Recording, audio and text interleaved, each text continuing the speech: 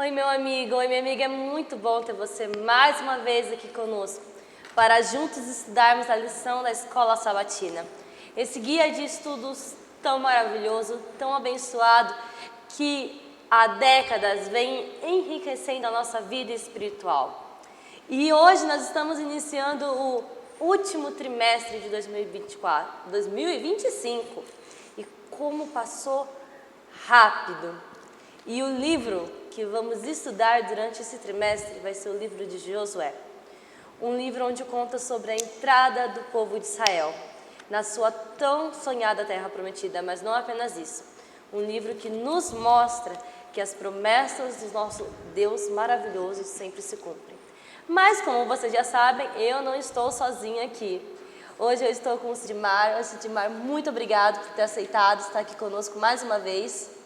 Minha gratidão é com alegria que inicio mais um trimestre. Sou grato a Deus que pela sua misericórdia estou aqui. E foi um ano abençoado de estudo da Bíblia através do nosso guia de estudo. Amém. Como o irmão Lorival lá do Cidade Jardim fala, o guia de estudo da Escola Sabatina é um estudo teológico que recebemos durante todo o ano. Mas eu também estou aqui com a Lázara, meu amor, muito obrigado por estar aqui conosco mais uma vez para conversarmos sobre a lição. Eu que agradeço, é um prazer estar aqui com vocês, para a gente mais uma vez estar conversando sobre um assunto importante, para a gente aplicar aí na nossa vida. E é gratificante para mim sempre estar aqui com vocês, dois irmãos queridos. Que bom, muito obrigado. Nós hoje vamos estudar a lição inaugural desse trimestre, a primeira lição, que já vem com o título Receita para o Sucesso. E nós sabemos que hoje no mundo se fala muito como ter sucesso, como ser uma pessoa bem-sucedida, como alcançar os seus objetivos, como ser um destaque em meio a tantos. Mas a nossa lição vem falando sobre o verdadeiro sucesso. E qual será que é a receita para o sucesso? Será uma boa profissão? Uma boa faculdade? Uma boa faculdade, uma família unida? O que será a receita aí para o sucesso? O que você acha, Sidmar? Eu sempre ouvi que o sucesso, no dicionário, ele vem antes da palavra trabalho, Mas, na verdade, na vida real, o trabalho tem que vir antes do sucesso. Só que nós vamos falar aqui da receita, não é muito a respeito do trabalho. É a verdadeira receita do sucesso, é o que nós vamos cuidar hoje aqui da lição número 1 da Escola Sabatina. E o próprio verso áureo, o verso para memorizar, nos dá essa receita. Você lê para nós ele? Vamos lá. Tão somente seja forte e muito corajoso, para que você tenha cuidado de fazer segundo toda a lei que o meu servo Moisés lhe ordenou. E aí vem o fundamento da receita de sucesso. Não se desvie dela, nem para a direita, nem para a esquerda, para que sejam bem-sucedidos por onde quer que você andar.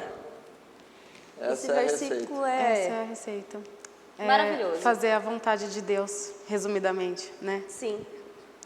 E eu acho muito interessante que logo no começo do versículo já vai falando assim: tão somente seja forte e muito corajoso. Ou seja, não bastava ele ter a força, ele também precisava ter muita coragem. Porque, trazendo para os dias de hoje, para andar no caminho de Deus, não precisamos ter coragem perante tudo que o mundo nos oferece, o que o mundo nos propõe, o que coloca na nossa frente, não é mesmo? Muita coragem. Eu penso assim, ninguém nasce corajoso, falando por mim, ninguém nasce com essa coragem, nem com essa força. Nós somos fracos, Às vezes, medo é uma palavra que está em volta todo o tempo na nossa vida. A gente tem medo do incerto, Medo de tudo. E quando Deus ele fala, seja forte, seja muito corajoso, Ele além de estar nos incentivando a ter essa força e essa coragem, é Ele que nos concede. A força e a coragem vêm de Deus. Isso. A gente não consegue fazer com que brote em nós força e coragem. A gente não consegue. A força e a coragem, ela provém de Deus e provém da gente cumprir a lei de Deus, de fazer o que Deus manda. Só fazendo um complemento, eu não citei, esse versículo que eu acabei de ler, está no livro de Josué, capítulo 1, e o versículo 7. Interessante que esse trimestre nós vamos estudar o livro de Josué. Mas assim como foi o trimestre anterior, que nós estudamos sobre Êxodo, né, sobre Moisés, o personagem central do estudo desse trimestre é Deus. Sim. É Deus. É nele que tudo pode acontecer, inclusive o meu e o seu sucesso. Sim, na Bíblia nós conseguimos ver claramente um fio vermelho, um fio vinho, marçal, como você quiser colocar a cor de sangue, de Gênesis até Apocalipse. Todos os livros, até aqueles que nós menos pensarmos, nós conseguimos ver o nosso Senhor trabalhando. E Exatamente. ainda mais aqui no livro de Josué. E eu acho muito interessante que na introdução aqui de sábado, vem contando sobre o diretor musical da Orquestra Filarmônica de Boston, que ele estava com seus alunos e os alunos estavam muito ansiosos por causa da nota, e ele falou assim: todos já têm 10, o que vocês vão precisar é me fazer convencer de que vocês merecem ganhar esse 10. Porque merecem, né? E eu penso que nessa terra, nesse momento que vivemos, nós também vivemos ansiosos em vivenciar as promessas que o Senhor deixou para nós. Mas da mesma forma que esse professor falou: calma, vocês já têm o 10, nosso Deus fala: calma, vocês já têm as minhas promessas. Vocês vão viver elas. E aqui essa frase, né, que ele menciona, a nota não é uma expectativa a ser vivida, mas uma expectativa a ser cumprida, mas uma possibilidade a ser vivida. Ela nos convida a tirar o medo, né, de cena e levar a possibilidade que a gente tem de realizar um potencial, né?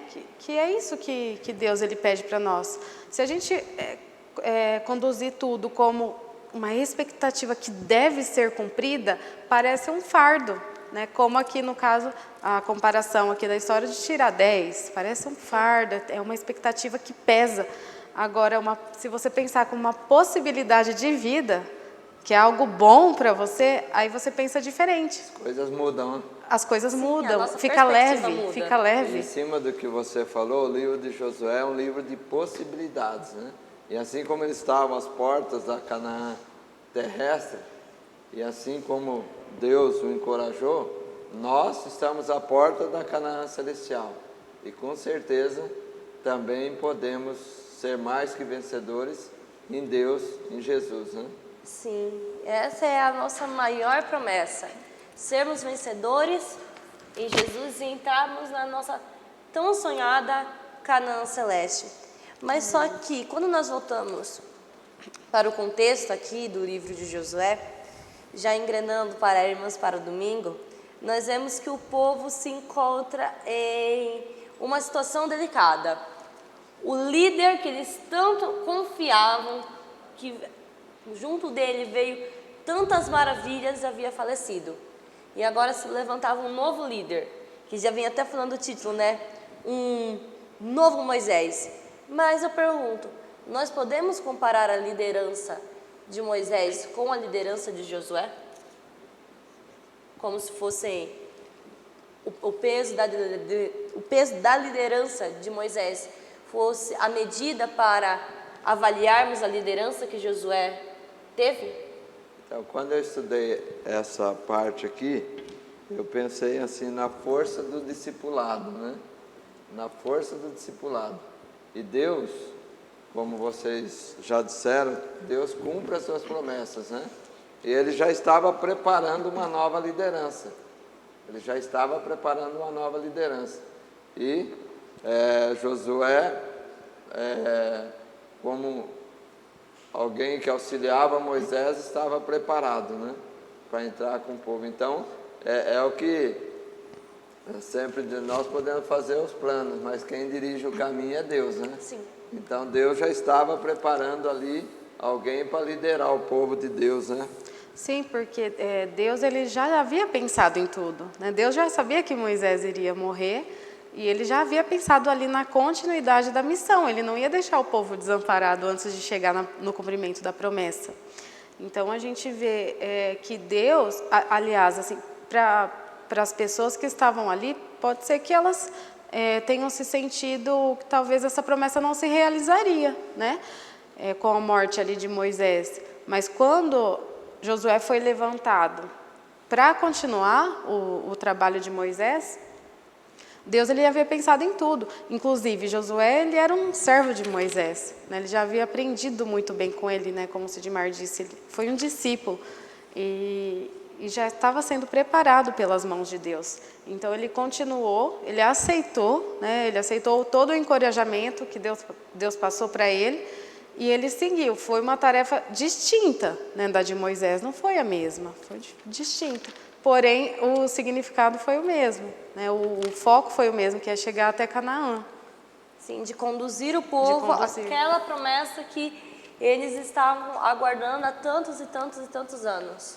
E eu achei interessante também o peso da obediência e do relacionamento com Deus, né? Dos 600 mil adultos que saíram do Egito, apenas Josué e Caleb estavam ali presentes. Então nós vemos o relacionamento com Deus, né? É lógico que as crianças que nasceram no deserto também entraram na Nova Canaã ali, liderado por Josué. Então nós vemos o peso, né, de nós termos um relacionamento que só Deus pode operar na nossa vida, para nós permanecermos firmes, né, sermos corajosos aí para vencer as nossas batalhas individuais, né, e estarmos firmes aí na caminhada. Sim, eu acho muito interessante o que vem escrito aqui no finalzinho, a pergunta de rodapé. Ao longo da história, Deus tem chamado homens e mulheres para liderar seu povo. Aí vem a pergunta: por que é essencial lembrar quem é o verdadeiro e invencível líder da igreja? Por que nós sempre temos que lembrar quem é o verdadeiro líder da igreja? Que é Deus e não o nosso pastor, o nosso ancião. É porque Deus, ele, na história de Josué, apesar dessa lição ver o nome é Josué, o foco sempre é Deus, porque se vamos supor que Josué não tivesse aceitado a missão, Deus levantaria uma outra pessoa, ou seja, Deus ele não muda. As pessoas elas têm que cumprir o propósito de Deus para que se realize, mas o propósito ele já está traçado. Então, Deus ele é o centro. A gente precisa parar muitas vezes de colocar a fé em pessoas. A fé tem que estar em Deus.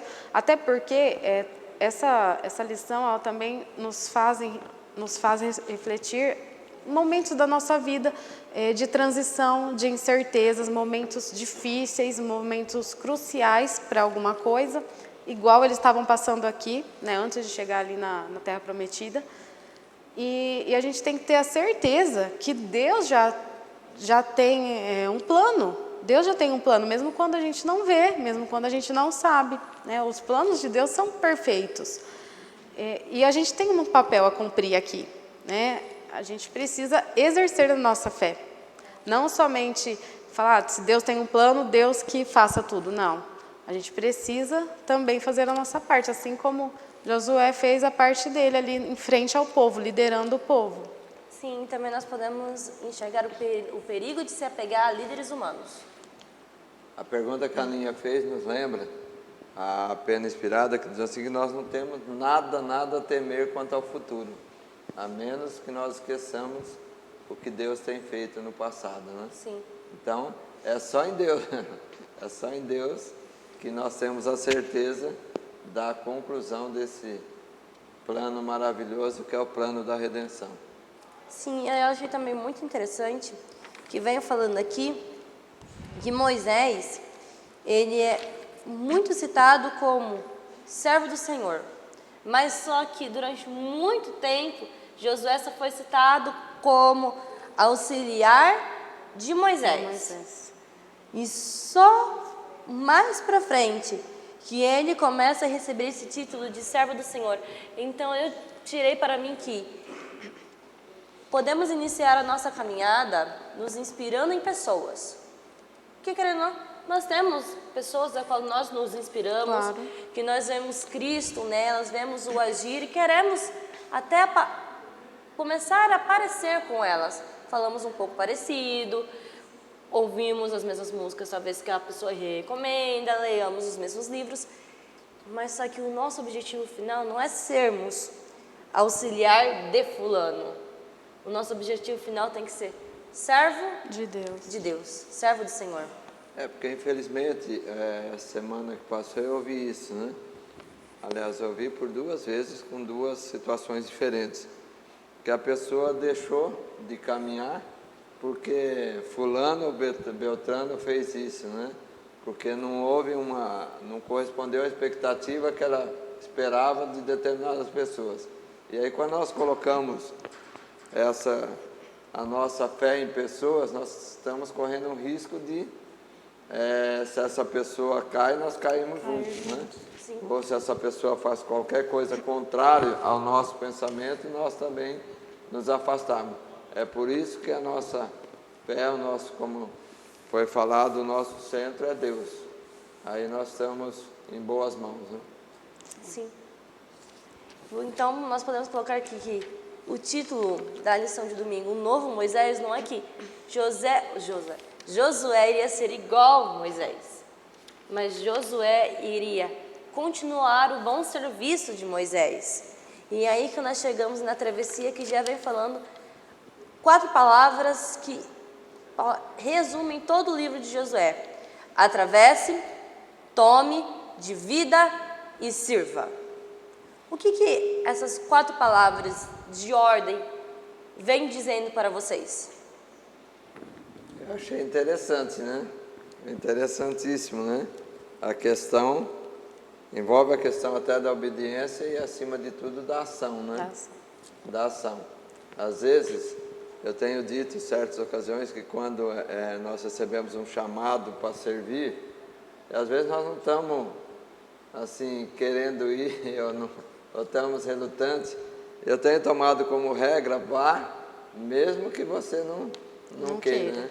Vá, porque lá no campo você vai ver que foi a sua melhor opção, a sua melhor escolha, né? E assim aqui também nós vemos o chamado e a ação deles fazerem, deles atenderem, deles obedecerem, né? Atravesse, tome, divida e no fim sirva. E não existe vida cristã sem o serviço, né? Sem servirmos a Deus. Sim, concordo plenamente. E nós vemos aqui que o comecinho da lição vem falando que o primeiro capítulo de Josué serve como uma introdução a todo o livro. Ele está dividido em 4 partes, que correspondem às 4 ações principais que vem no título da segunda-feira, que é a travessia, a conquista, a divisão da terra e o serviço por meio da obediência à lei. Então nós vemos que o livro de Josué, ele é como se fosse um resumo do que nós devemos ter na nossa vida como cristãos. Sim, a gente não pode deixar a comodidade nos atrapalhar. A gente tem que realmente agir diante das circunstâncias que nos acometem, né, no dia a dia. A gente precisa tomar uma frente aqui, assim como Josué ele resolveu obedecer, ele tomou frente, se posicionou e foi para a ação, né, direcionar o povo.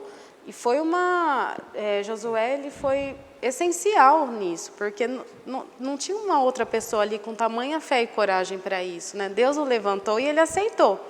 E quando a gente aceita, a gente tem que saber que vem batalhas pela frente, assim como eles tinham. Eles não tinham coisas fáceis pela frente, né? Muito do contrário, a cidade que eles tinham que lutar era muito fortificada, era maior do que eles. Mas não era maior do que Deus, né? Então eles foram para a ação, assim da forma que Deus tinha pedido, eles fizeram. E por isso que foram bem-sucedidos, só por isso.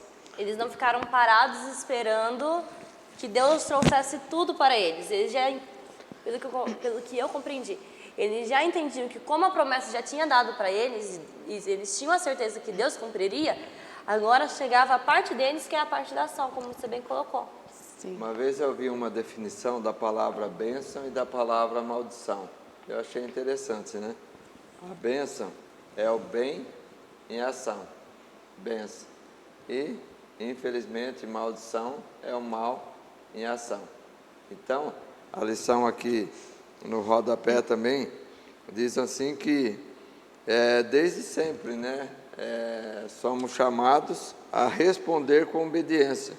Foi assim que sempre aconteceu em toda a história sagrada e continua assim hoje, né? Nós respondemos o chamado de Deus com obediência. Aí nós iremos trilhar o caminho da bênção. É porque aqui nesse contexto, se o povo só ficasse parado, murmurando, vendo os lados negativos, nada teria acontecido. É a mesma coisa para a gente, né? Tudo que nos é dado à mão, ao invés da gente ver o lado ruim e reclamar, a gente tem que encontrar soluções e ir à frente, assim como Deus espera de nós, né? Deus espera que nós cristãos sejamos inteligentes, fortes, corajosos, como Josué foi, e que a gente tome frente, né? E siga ali no que tem que ser feito. Não fique estagnado. Não fique esperando estagnado, exatamente. que as coisas venham até nós. Eu achei muito interessante que vai falando assim também na lição. As iniciativas de Deus não se realizam de forma imediata e automática e exigem a resposta fiel de seu povo. E nós temos hoje a tendência de esperar que tudo seja no automático.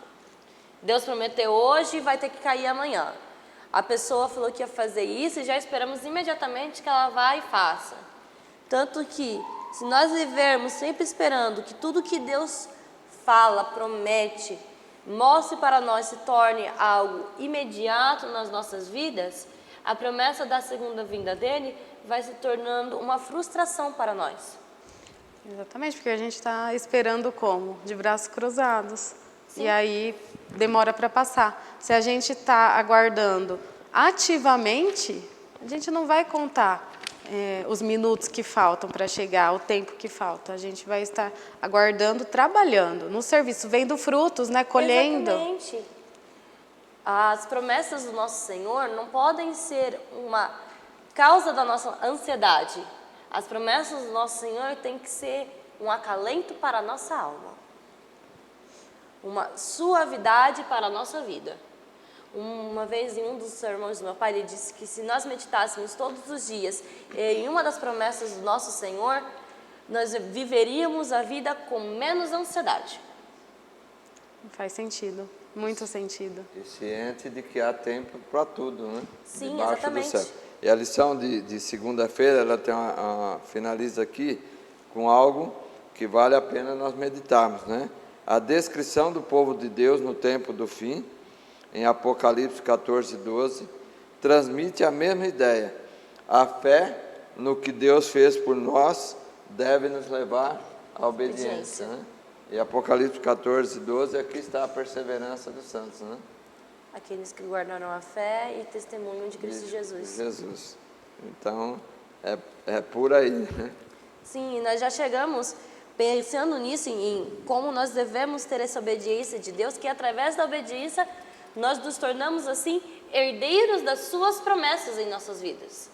E eu achei muito interessante que a lição ela trouxe duas definições da palavra, do verbo dar.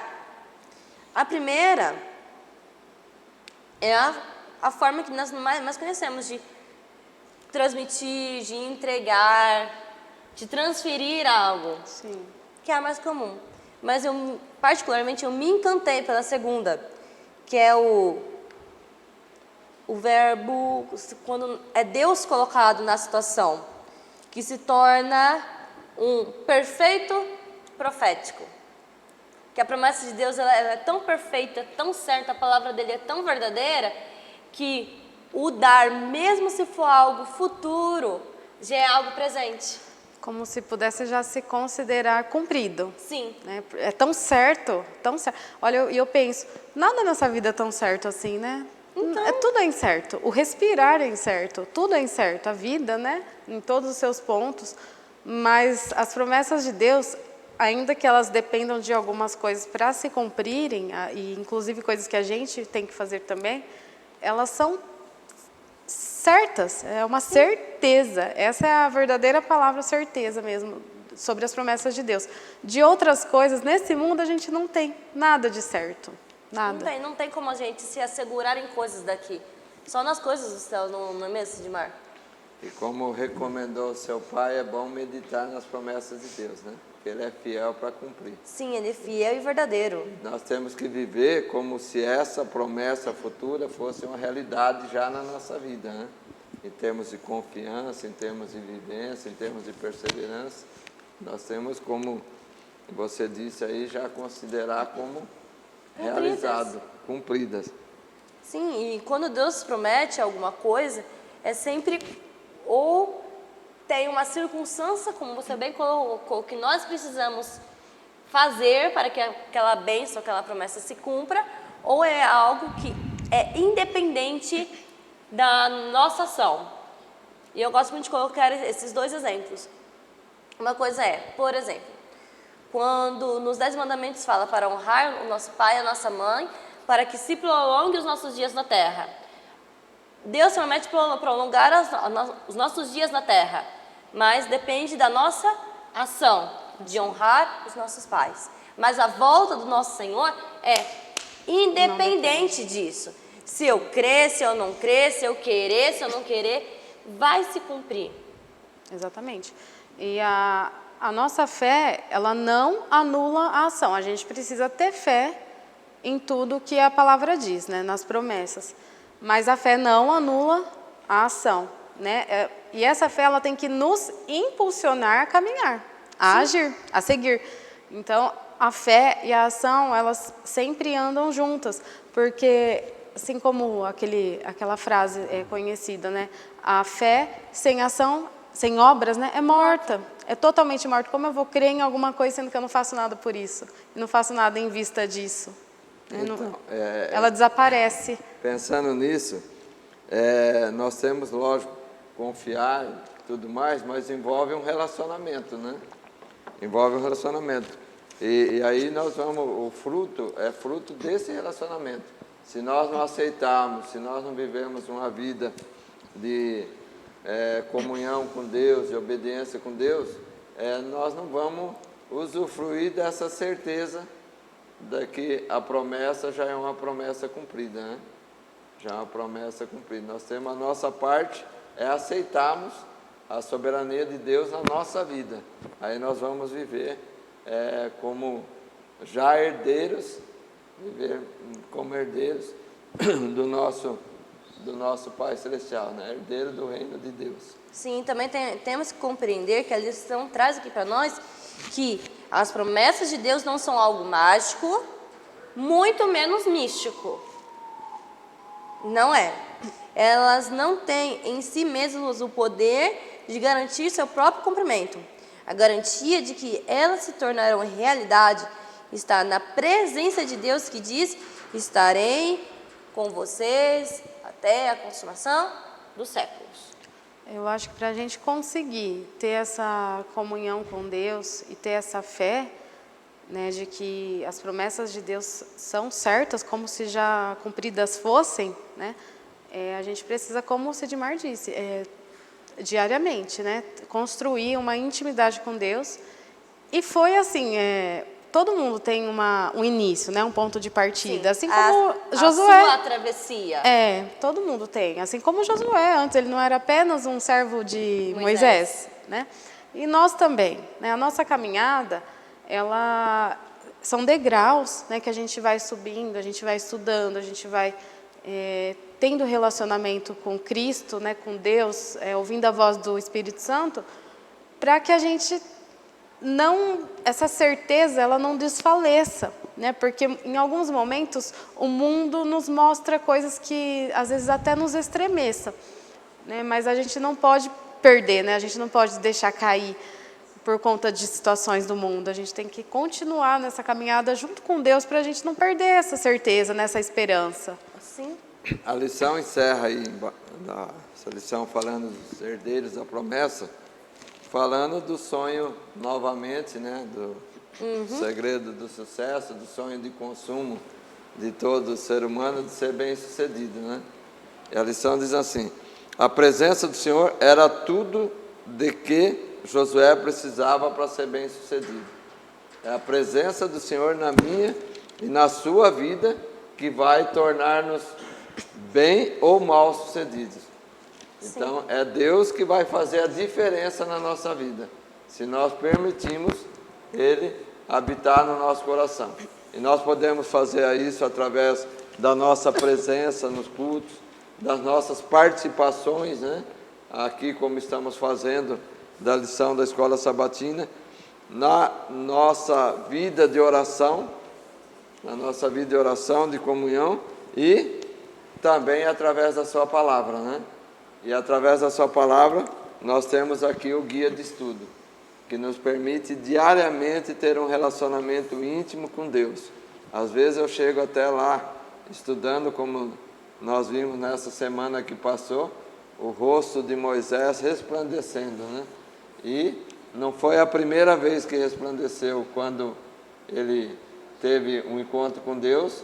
Me parece que, se eu não estiver enganado, foi no 7º encontro com Deus que o rosto dele resplandeceu. E os outros viam e ele não sabia.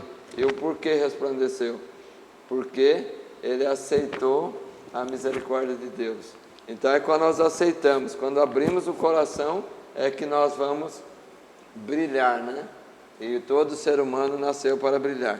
Então, é Deus na nossa vida que vai fazer a diferença, como fez na vida de Josué. Sim, por isso que nós temos que desatrelar a mentalidade que o mundo prega que o verdadeiro sucesso está ligado com o sucesso financeiro. Não, uma pessoa pode ter uma boa estabilidade financeira, mas ter outros N problemas na sua vida que não faz ela ser bem-sucedida. Mas só que a verdadeira forma de sermos bem-sucedidos é como você bem colocou, Sidmar, quando abrimos o nosso coração a Deus. E quando nós abrimos o nosso coração a Deus é que nós começamos a nos tornar fortes. Exatamente. O Sidmar ele já havia começado ali a quinta-feira, né? E temos aqui também a lição de quarta, né? Sobre o bem-sucedido é a de quinta. E a lição de quarta é sobre ser forte, né? Porque que Deus ele enfatizou ali 2 vezes, né, para Josué que ele deveria ser forte e corajoso. Não é porque ele tinha um caminho fácil pela frente, né? Ele tinha um caminho bem difícil ali à frente, até impossível aos olhos humanos, né? Mas Deus ele já tinha ali milagres preparados para o povo, né? Sim. Você vê o desafio que ele tinha, né? Aí nós podemos meditar nos desafios que nós temos no dia a dia, né? Os registros históricos dizem que nem o Egito teria condição de tomar, era capaz de dominar Canaã permanentemente, né? Então o desafio é grande. E nós também temos desafios imensos na nossa vida, né? Eu fico pensando, se fosse nós ali, será que a gente teria tido essa força, essa coragem de Josué? Ou a gente teria, como os outros, né, visto somente o lado a ruim. Força do outro povo, né? Então é muito difícil a gente ter essa percepção ali do ponto de vista de Deus, né? Deus que tem o ponto de vista sobre todas as coisas, mas Josué ele confiou, né? Ele acreditou fortemente. Eu vou dar um testemunho assim pela minha vida. Não existe sentimento maior de alegria quando você sente Deus atuando na tua vida, né? Deus atuando. Essa semana, às vezes algumas pessoas pedem algumas coisas, né?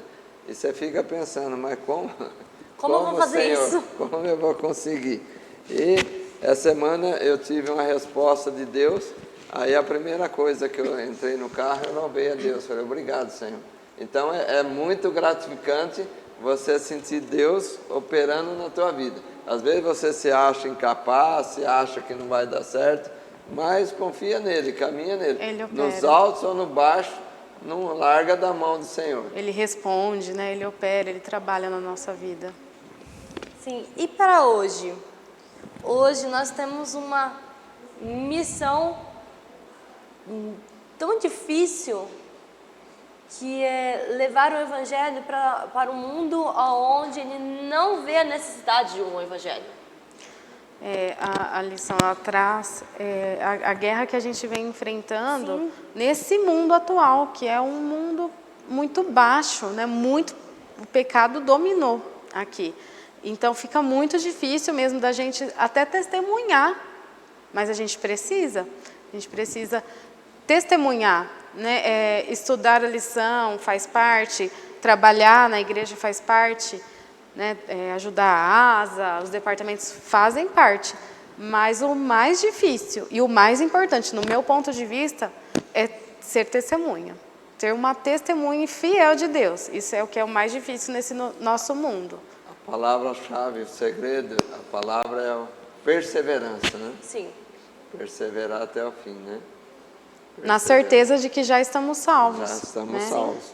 E que a gente precisa também, assim como Moisés, ele tinha sede pela salvação, ele tinha um amor ali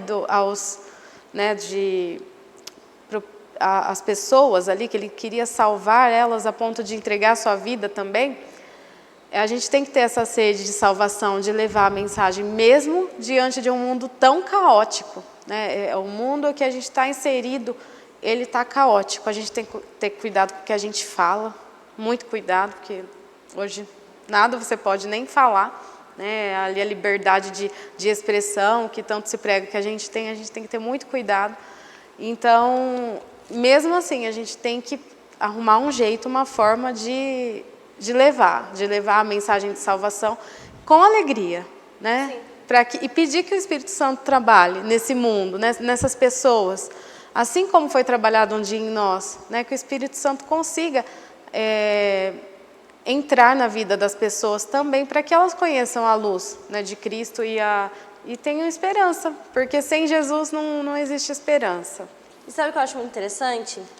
É que a palavra de Deus hoje ela se tornou impopular e inconveniente para a maioria das pessoas. Porque Jesus ele está sendo taxado de as novas formas de amor, né? Deus é o Deus do amor, Jesus é um profeta do amor. É assim, é só isso que as pessoas pensam. É só isso que eles querem. E quando nós falamos que não devemos apenas ver o lado amoroso de Deus, mas também vermos o lado justo dele, o lado onde ele quer nos corrigir, o lado que ele quer nos transformar, as pessoas não querem. Sim, e pior que as pessoas sabem que não existe nada de bom dentro delas. Eu estava conversando esse dia com um moço que trabalha comigo e ele não segue assim a igreja, nenhuma igreja, mas eu falei, olha, o que você acha que tem de bom em nós? Fala a verdade. Ele falou, nada. Eu falei, realmente não tem nada de bom em nós. O que a gente é? Orgulho, a gente é egoísta, soberbo, então não tem nada de bom em nós. É toda essa pregação que existe no mundo de que nós somos capazes, nosso interior tem um Deus interior. Mentira, porque se você se esvaziar, não sobra nada, só coisa ruim, orgulho, maldade, pensamentos ruins, só isso que sobra em nós. Mas quando Deus faz parte do nosso coração, Ele habita em nós, é diferente. A gente obtém as coisas boas, né, o caráter de Deus. Então, o que é nosso, o mal, vai ficando de lado. E é por isso que a gente consegue ser melhor, ser uma pessoa melhor, por conta dos méritos de Cristo vivendo em nós. Amém por isso. E imagine só se Josué tivesse buscado essa força interior dele para tentar guiar o povo. Não tinha conseguido. E a lição, ela tem uma pergunta aí, passando para quinta-feira, uma pergunta interessante, com base nesses textos, né, com base na Bíblia, o que significa prosperar e ser bem-sucedido? Isso talvez seja o segredo da vida, né? E é onde nós vemos, ou nós podemos também, viver uma vida equivocada, né? Uma vida que muitas vezes é pregada de forma errada. Eu acho que todos nós já vimos algum curso que fala assim, compre esse curso e você vai aprender a ser bem-sucedido. E aqui nós aprendemos na semana que ser bem-sucedido significa ser guiado por Deus, obedecendo a sua palavra, produzindo frutos que refletem a sua vontade. É o único caminho para sermos bem-sucedidos, né? E Ele fará a provisão de todas as nossas necessidades necessárias para a nossa vida. Sim, a lição ela fala que, apesar de não excluir, né, a prosperidade material, porque isso é também uma forma de ser bem-sucedido, não é a forma. Mas só isso não é ser bem-sucedido, porque a gente pode ter muitas posses e muita inteligência, muito conhecimento, muitos diplomas até, mas isso por si só não quer dizer que eu sou bem-sucedido, se Deus não estiver na minha vida. E as pessoas sabem disso, porque habita um vazio tão grande, mesmo numa vida próspera materialmente e em conhecimento. Então, a gente sabe, a gente entende. Só quando você passa a ter um relacionamento com Deus é que você percebe isso, que eu posso perder tudo. Eu posso perder casa, carro, enfim, tudo. O meu físico até. O que eu não posso perder, o que não pode faltar em mim é a presença do Senhor. E acho que isso que tem valor, né? Sim, acho que vocês vão concordar comigo que a verdade trazida aqui em quinta-feira se choca com o que é pregado lá fora, com a tão famosa teologia da prosperidade. Sim. Não é mesmo? Na verdade, nós fomos criados com a necessidade de Deus, né? Existe um vazio aqui que só pode ser preenchido por Deus, né? Só pode ser preenchido. E bem-aventurados aqueles que, como já mencionando, que abrem seu coração para ali Deus fazer morada. Deus preencher todo esse vazio, né? Sim. E transformar em bênção. E aí a lição vai trazendo: o verdadeiro sucesso é viver em harmonia com os valores e princípios espirituais que estão na base do mundo criado por Deus e que são expressados em sua lei. Sim, e aí aqui eles citam o texto de Romanos, né? Muito conhecido. Vou ler aqui, 3:31. Eu tenho aqui, ó. Isso, lê para nós. Anulamos, pois, a lei pela fé? Não, de maneira nenhuma. Antes, confirmamos a lei. A fé não anula a lei, mas confirma e dá sentido a obedecê-la, né? Nós sabemos que a salvação é somente em Jesus, mas a lei nos encaminha, né? Encaminha para Jesus, que é o nosso Salvador, em razão dos nossos pecados, né?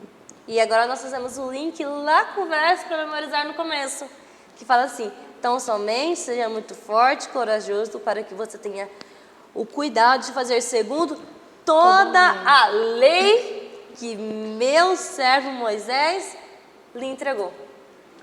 O que eu acabei de falar está em Gálatas 3:24, que diz assim: de maneira que a lei nos serviu de aio, ou seja, de guia, para nos conduzir a Cristo, a fim de que fôssemos justificados por fé. Então a lei ela serve para ver a nossa necessidade de Cristo, né? Porque ela é o reflexo do caráter de Deus. A lei ela é boa, ela é agradável, e ela é passível da gente cumprir. Como muitos dizem, é impossível. Não é impossível cumprir a lei. Jesus veio para cumprir a lei. Sim. A lei se cumpre em Cristo, porque Ele é a lei. E você, como advogada, sabe bem os problemas, né, que são causados, que nós recebemos na nossa vida quando nós descumprimos a lei, né? Sim. Ela é uma proteção, né? É uma proteção, em todos os sentidos. É uma proteção. Imagine se, eu creio que toda lei, ela partiu mesmo do princípio bíblico, né? Inicial ali, por exemplo, o princípio de não matar. E a própria lei humana, ela tem isso também. Então, se não tivesse e tudo fosse liberado, como seria? Um caos ainda maior. Então, tem que ser cumprida a lei, né? Porque ela reflete o caráter de Deus, e Deus é amor. Isso que a gente tem que ter em mente. Eu transcrevi na minha lição também, Romanos 7, verso 7. Que diremos, pois? É a lei pecado? De modo nenhum. Mas eu não teria conhecido o pecado, senão por intermédio da lei. Não teria conhecido a cobiça, se a lei não dissera, não cobiçarás. Então é a lei que nos mostra o pecado. mantém aí juntos, né, buscando em Jesus a salvação. É através do conhecimento da nossa necessidade que nós buscamos quem tudo pode nos suprir, inclusive com a salvação. Sim, então nós pudéssemos resumir a receita do sucesso seria aceitar a Cristo em nossas vidas e obedecer a sua lei. É uma consequência, né? Sim. É uma consequência. Aquele que está em Cristo é nova criatura. E essa nova criatura, não há na minha opinião, né, de ela andar em desacordo com a vontade de Deus. Sim, porque precisa... Quando a gente aceita Cristo, a gente, consequentemente, tem que andar com Ele. Como eu vou andar com Deus, por exemplo, como Eliseu andou, fazendo tudo que a lei diz que é proibido? Não tem como, é incompatível. O que é incompatível mesmo é a gente querer descumprir a lei e andar com Deus. Isso não tem como. É como um relacionamento. A gente não faz aquilo que a gente sabe que o nosso parceiro ou parceira não gosta. Exatamente. Que vai chatear, que vai magoar. Nós tentamos sempre buscar fazer aquilo que vai agradar. Amós faz uma pergunta interessante no livro de Amós, né? Pode duas pessoas andarem juntas, estando elas em desacordo? Não tem como. E como a gente vai falar de Deus se a gente não agir como Deus quer que a gente haja? Não tem como. Se você não tem der como. um bom testemunho, né? Vamos viver uma grande hipocrisia. É isso Essa mesmo. é a verdade. E chegamos aqui na sexta-feira. E eu achei muito interessante aqui o trecho que vem trazendo do livro O Desejar de Todas as Nações. Eu peguei uma partezinha que fala assim, que a irmã White fala: as experiências relatadas na palavra de Deus devem ser minhas experiências. Orações e promessas, mandamentos e advertências pertencem a mim. À medida que a fé assim recebe e assimila os princípios da verdade, eles se tornam parte do próprio ser e a força motriz da vida. A palavra de Deus recebida no coração molda os pensamentos e entra no desenvolvimento do caráter. Pegando esse trecho para fecharmos a lição, o que você falaria, Sidmar? É o caminho da santificação. Se você pegar, vamos imaginar uma estrada de terra cheia de pedregulhos. Se você for lá para limpar essa estrada, você não vai conseguir de uma hora para outra. É um trabalho que você vai a cada dia tirando uma pedra. E ali também assim é a nossa vida. A hora que nós estamos caminhando com Deus, nós vamos ser, à medida do tempo, transformados. Até, como dizem o apóstolo Pedro, até nós conhecemos, assim, resplandemos a sua maravilhosa luz. Então, é o caminho da santificação, caminhar junto com Deus e melhorar a cada dia. Muito bem, e você, Lázaro? Olha, essa lição, assim, para mim, né, ficou aqui uma advertência, né, para que a gente continue tendo força, coragem, né, e que a gente se lembre que a nossa boa obra que a gente tem feito e necessita fazer, ela não diz que nós merecemos alguma coisa, né? A lição aqui de sexta também, ela enfatiza isso, que a gente deve atribuir todos os méritos a Deus, a Cristo, né? Então, a gente tem que, sim, exercitar nossa fé por meio das obras, mas a gente tem que lembrar que a gente não merece, que foi necessário o sangue de Cristo na cruz por nós. E aí, em resposta a isso, a gente vai agir de acordo com o que Deus pede, né, em obediência, e tendo força e coragem, assim como Ele ordenou, né, para os seus patriarcas. Sim, e você, meu amigo, minha amiga, eu te convido essa semana se apropriar do que a palavra do nosso Senhor diz. Que você possa pegar as promessas do nosso Deus e compreendê-las, como também são promessas para você, para que assim você se torne também forte e corajoso, e não apenas isso, bem-sucedido, segundo o que a palavra do nosso Senhor diz. Eu vejo você numa próxima, e não se esqueça de curtir, comentar e compartilhar com seus amigos, para que o YouTube entenda que essa mensagem é relevante também para outras pessoas. Até uma próxima!